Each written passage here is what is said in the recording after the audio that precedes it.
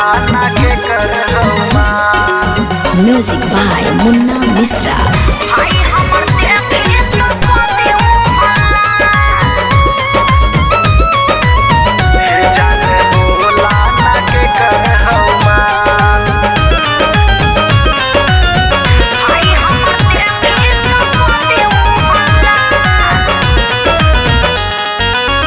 गाल गुलाबी तहार होठ लाल लाल, गाल गुलाबी तहार होठ लाल लाल। हे जाने बोला ना के कर हमार, ऊपर ऊंच ऊंच तहार नीचे खाले खाल। हे जाने बोला ना के कर हमार। मत करो पीछा बाबू पूछो जानी है, मत करो पीछा बाबू पूछो जानी है। भाई हमर देखी तो कदे मोहल्ला। गाल गुलाबी तहार होठ लाल लाल। हे जाने बोला ना के कर हमार।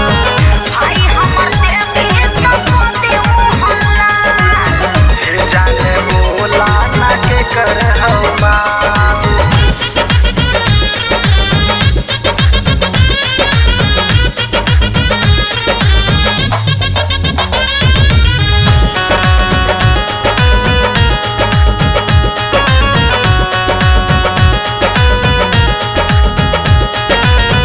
बड़वे वैकेंसी त करी अप्लाई, कोई के इशारा जान दिहा बतलाई।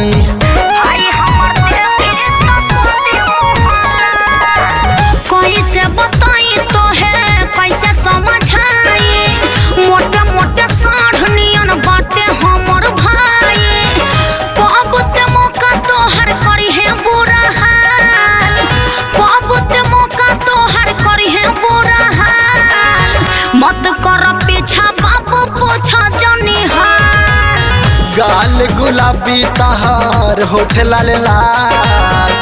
हे जाने बोला ना के कर हमार।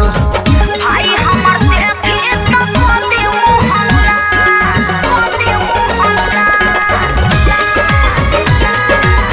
हे जाने बोला ना के कर हमार।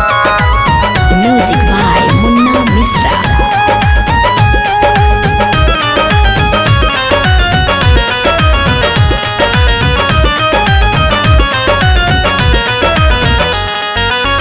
बड़ा का घराना के हम हई सहजादे, नइखे अवकात बाबू हम तो है बता दे। भाई हमर देखी तो कदे मोहल्ला। बुझा जनी बात सुना हमके देहाती, धर्मेंद्र अंकित धीरू हरदी लगा दी।